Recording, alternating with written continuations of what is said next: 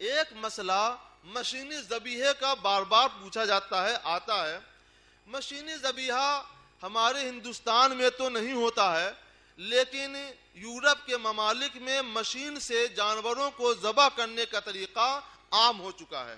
اس کی صورت یہ ہوتی ہے کہ جانوروں کو، مثلا مرغ کو یا دوسرے بڑے جانوروں کو مشین کے قریب بے ہوش کر کے لا دیا جاتا ہے، اور اس کے بعد ایک آدمی بسم اللہ پڑھ کر بٹن دبا دے گا، اور جب مشین چالو ہو گئی تو چھڑا آئے گا اور جانوروں کو کاٹتا ہوا چلا جائے گا۔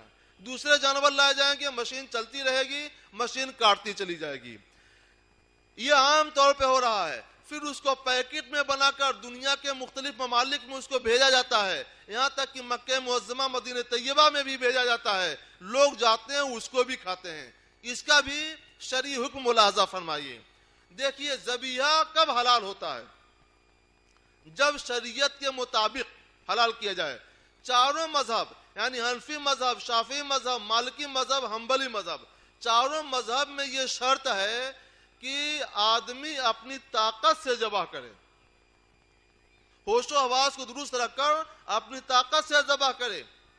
اور عام تین مذاہب میں یہ ضروری ہے کہ بسم اللہ اللہ اکبر پڑھ کر ذبح کرے، اور ذبح کرنے والا مسلمان ہو یا کتابی ہو۔ کتابی تو عام طور پہ نہیں پائے جاتے، اس لیے مسلمان ہی رہ گئے۔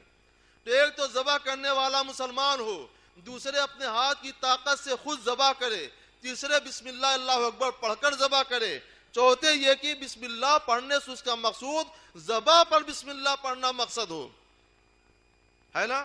تو یہ تین چار شرطیں اس کے لیے ضروری ہیں۔ تو جب آدمی بسم اللہ اللہ اکبر پڑھ کر کوئی مسلمان جانور کو اپنے ہاتھ کی طاقت سے ذبح کرے گا تب وہ جانور حلال ہوگا، ورنہ وہ حرام ہوگا۔ اب سنیے، بٹن دبانے والا بسم اللہ اللہ اکبر ضرور پڑھتا ہے، مگر وہ جانور کو ذبح نہیں کرتا ہے، وہ بٹن دباتا ہے۔ بٹن دبانے کا مطلب ذبح کرنا نہیں ہے۔ بٹن دبانے سے کیا فائدہ ہوتا ہے؟ بٹن دبانے سے صرف اتنا کام ہوا کہ بجلی کا رشتہ مشین سے کٹا ہوا تھا، اس نے بٹن دبا کر کے بجلی کا رشتہ مشین سے جوڑ دیا، بس۔ اس کے علاوہ اس نے اور کوئی کام نہیں کیا ہے۔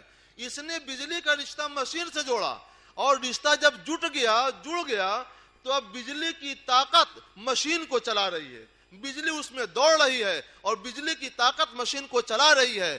تو جب بجلی کی طاقت سے مشین چل رہی ہے تو بجلی کی طاقت سے جانور ذبح ہو رہا ہے۔ بجلی کی طاقت سے جو جانور ذبح ہوگا وہ حرام تو ہوگا مگر حلال کبھی نہیں ہو سکتا۔ اس لیے ممالک یورپ سے جو پیٹوں کے گوشت آتے ہیں وہ سب مشینی ذبیحہ کے ہوتے ہیں۔